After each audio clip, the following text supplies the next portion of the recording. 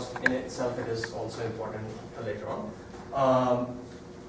Because of the orderedness of ugly numbers that we already established, you already know that these sets have to have ordered ugly numbers.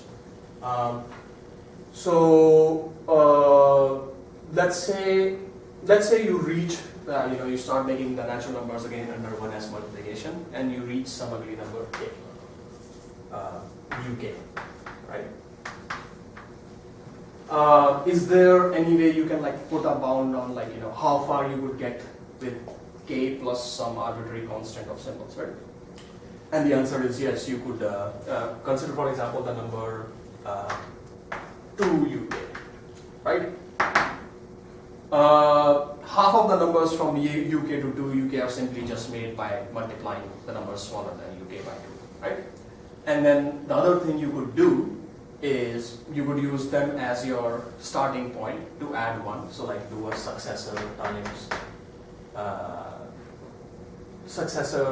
times 2 and whatever a you pick from numbers smaller than uk, right? So this algorithm covers all of the numbers up till 2 uk with at most using k minus 1 plus 2, 3, 4. 4 symbols. Notice, this covers everything up till 2 uk minus 1, this one, and then 2 uk in itself also just uses 3 symbols, so this still stands. So you know that basically uk plus 4, because of the orderedness, uk plus 4 has to be bigger than 2 uk, right? And then of course you iterate it again, uk plus 8 has to be has to be larger than 2 uk plus 4, go on. And so you get your first upper bound of complexity as 8 log 4 and then plus some small constant that we don't really care about. So that's your first bound on complexity for a non-trivial set. Then you can ask what are the most perfect numbers you could make. Oh, so not perfect, but the largest number you could make under 1s multiplication. Of course, you never want to use a successor outside of multiplication now, because a simple a times b plus 1 versus a plus 1 times b, or a times b plus 1, you know which one wins out. I think Archimedes or Pythagoras proved it 2000 years ago. So we're past that kind of mathematics. And then it simply became a question of which number is the best, position to take advantage of that fact. Turns out that number is 4, and the complexity that corresponds to those forms is 5 log 4n minus 1. So this is kind of your lower bound on complexity in the 1s multiplication.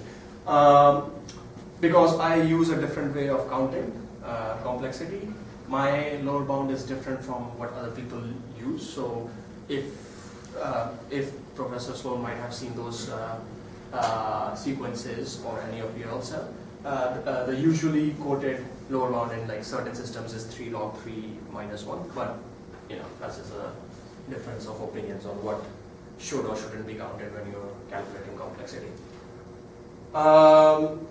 So this is some interesting facts about 1s multiplication.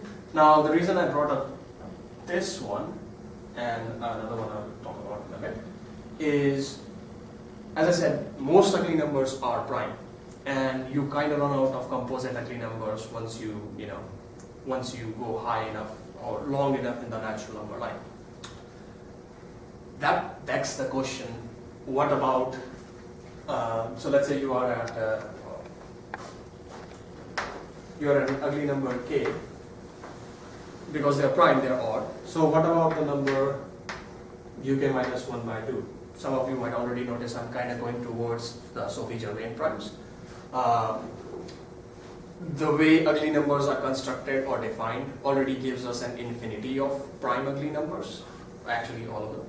So if we could kind of say something about these numbers, maybe we would get somewhere around answering the Sophie-Germain prime question. Are there an infinity of those?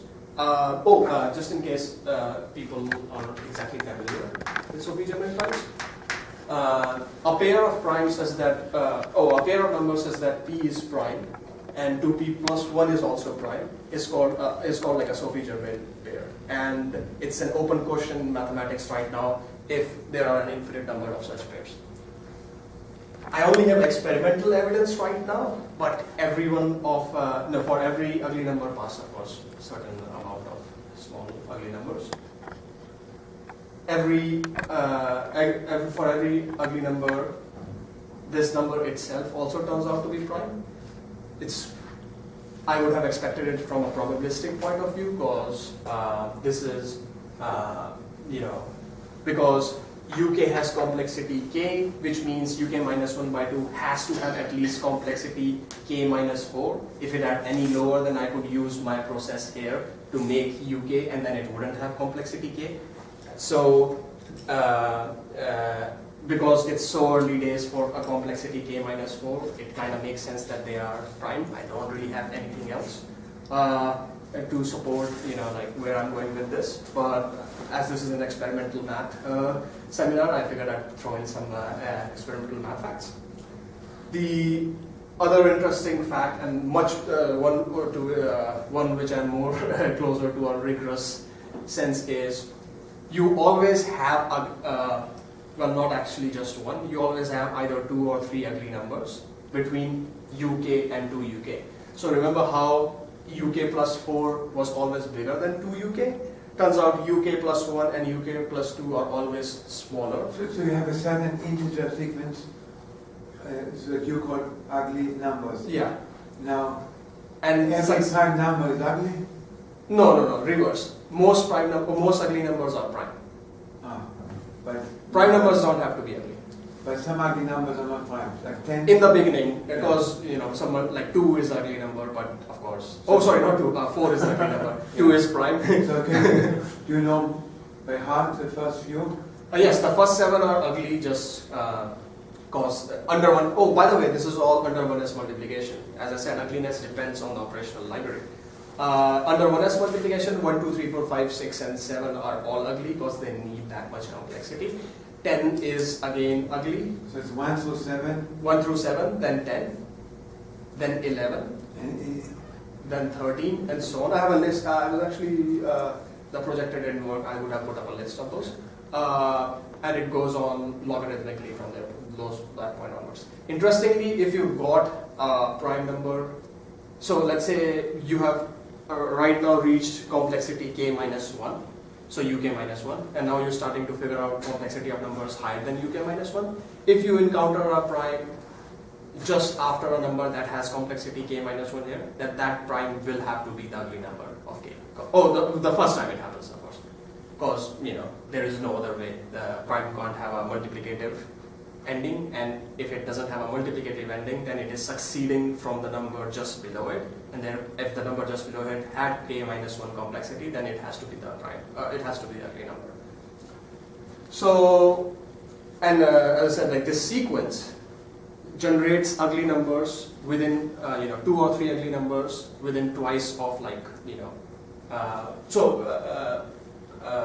k plus 1 and k plus 2 are always within twice of k, and then k plus 3 may or may not be depending upon its mood. There was a long-standing problem in mathematics called Bertland's postulate, which said that there has to be a prime number between p and 2p. It was famously proven by Shaurya in 1854, if I'm not wrong, using just like methods that are much more sophisticated and complicated than the ones I am getting to. Erdős actually had like a smaller and simpler and much more elegant proof, but it still involves sophisticated mathematics beyond like what I'm using. So this was kind of my first mark on like okay, here's like an interesting result that took a lot of great men a lot of time to prove, and now we have another one. It's kind of, I'm not really giving anything new to mathematics, but it's a checkpoint that's nice to go through. All right, so we've kind of exhausted all definite things I wanted, well, not exactly, but all interesting major things I wanted to talk about 1s multiplication. Seeing as I'm only allowed to take up your time until 8:48, let's switch to 1s multiplication prime. It allowed me a very interesting result. that I would have assumed usually would, and as far as I know, takes the prime number theorem to prove, not even the prime number theorem, actually a generalization of the prime number theorem to prove otherwise. So, some interesting facts first. My host is a great combinatorics person, so I thought I'd start with simple combinatorics. The middle binomial coefficient always turns out to be smaller than 4 to the power n. I'm not exactly sure who came up with this trick, but it's a very famous trick used in a variety of very elegant proofs about things. And then I believe it was only 30 years ago or some point like that, that professor at Southern Georgia University, I think it was, who proved some important results about prime numbers without invoking the prime number theorem. Basically, that one of them was that the number of prime numbers smaller than n is always smaller than 10 log n. 10n by log n. So he put this upper bound on how many primes you could encounter by the time you reached n, and that in itself then proved that the number of prime numbers, as you go higher and higher in n, the density of prime numbers tends towards 0. Right? I use this fact to prove, the last definition I promise. The multiplicity of a number, as if someone is unaware of it, is simply the number of prime factors a number has. If it's like, so basically if I do a prime factor decomposition of n and it turns out to be 2 to the power a1, 3 to the power a2, whatever, it adds up to be b to the power aq. A by q. Then the multiplicity of a number is simply the sum of a1, a2, all the way to there. So this fact, the one that was proven by using the middle binomial equation, can then be used to show that so I'll call this now kn. The number of numbers with multiplicity k smaller than n is smaller than 10 log of log n by log n times n. So we'll keep this such nice not exact but useful results from simple combinatorics here for now. And now we'll switch on to 1s multiplication and prime. But is no k on the right side? Oh, I'm sorry. It is k here. Oh, no. Sorry. Why am I putting it there? Yes. I mean, of course, like this comes with certain, you have to make sure that the log doesn't generate, nonsensical numbers, but we are assuming that we have gone far enough in n that it doesn't. Oh my god, I am so sorry actually. It is n. I forgot completely. This is the form. Sorry, it's like I'm kind of new to using so many logs together. The form is this. I'm really sorry. So coming back to 1s multiplication and primes. As I already showed, any number that is right next to a prime, it at most has complexity. Actually, it has to have complexity 2, because it isn't a prime, so it can't have complexity 1, and it needs to be succeeded by a prime, from a prime. So let's kind of start counting up the number of numbers of certain complexity lengths. So complexity 1 is basically just number of, or let me actually just put right. Complexity 2, since the only numbers that have complexity 2 are the numbers just after a prime, it's the same. -1, but we once again assuming we are far enough in n. Then complexity 3, this is where things start getting interesting. You could either have 2 successor functions operating on a prime number to get to a number, or you could have a product of 2 primes making a number. So you start basically counting pi of n plus all numbers that have, so this is smaller than pi of n plus all possible numbers that would have multiplicity 2, right? So let's call it 2, n, right? and then so on and so forth. You can start building different cases of complexity. If I have k, I would either have k successive operations building from some prime number, or I could split k into different kinds of multiplications that would still give you k complexity. I would also switch them in a way such that some of those k symbols go into using multiplication and others then succeed from the product of those multiplications, and so on and so forth. But all of them for a finite k are countable. You can literally just count them out and put them, and then get a lower bound on pi n plus pi 2n plus whatever, and then like all the different cases and their subcases together. So that was an infinite symbol library. As an aside, and a very interesting aside actually, there was another very interesting theorem proven in the 19th century. If my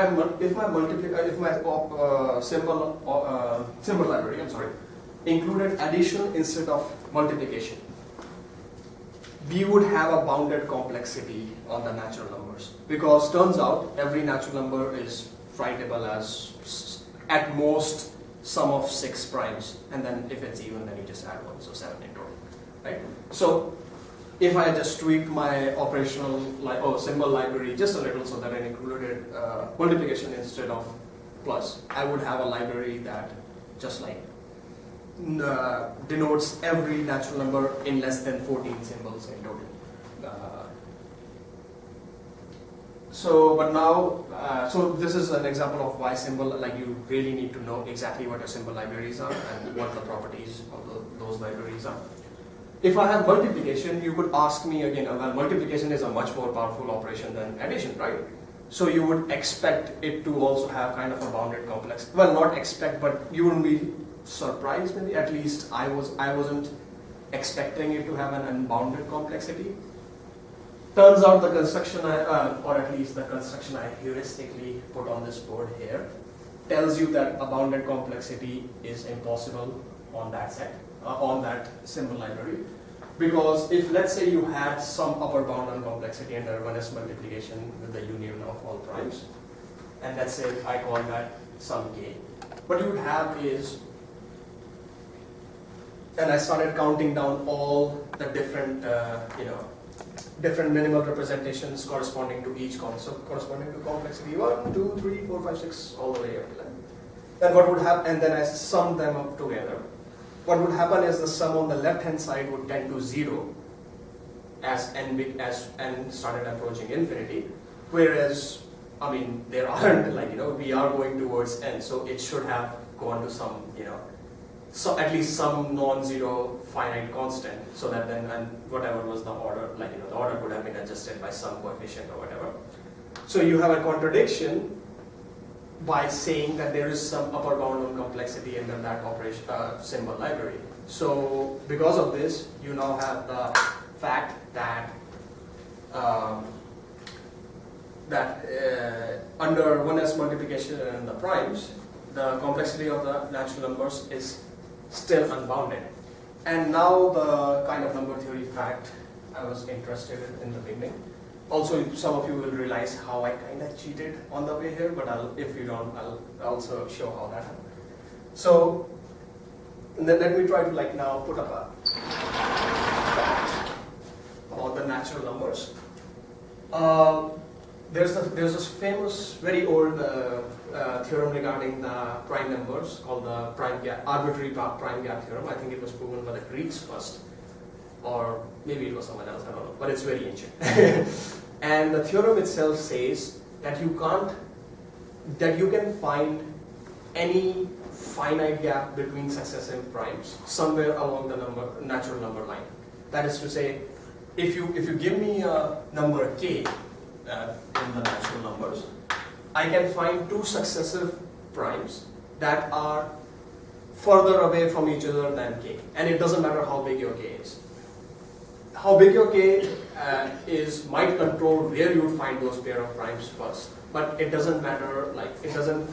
It doesn't rule out that possibility for the natural numbers. So there's a very simple generalization of this fact that you might expect. A or at least a question you might ask is this true for multiplicities too? For example, to put it formally, for any k, is there a finite multiplicity q? Actually, no, let me restate that in a much simpler way. Is there any finite multiplicity q such that you can't put an arbitrary number of less than q multiplicity numbers in any like successive numbers of that multiplicity? So say what I'm saying is, can you find a sequence for any q? Is it possible to find a sequence of arbitrary length that has multiplicity either q or higher than q? I'm not asking if it's just exactly higher, like q plus 1, I'm saying just higher than q. Turns out, because of this theorem about unbounded complexity of 1s multiplication and the prime numbers, there is no such finite q, there is no such finite multiplicity for which we can't do that. Because if there was,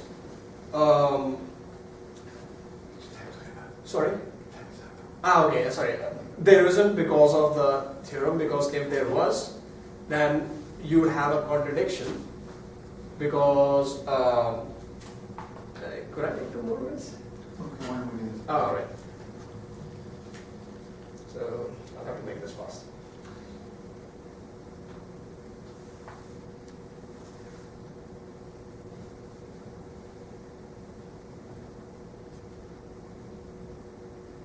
Yes.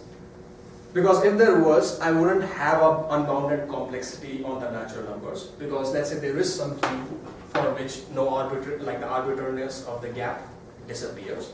So what I would just do is, at most, so basically this means is there's for every ui, euj such that they have multiplicity q, I can find all numbers between them would at best have multiplicity start having multiplicity lower. So I would just use the fact that I have all the prime numbers to make those numbers, and then as soon as I reach j, I would reset, and then the game begins again.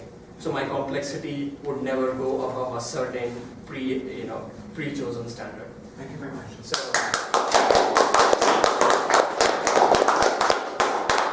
I'm actually glad to answer questions in private.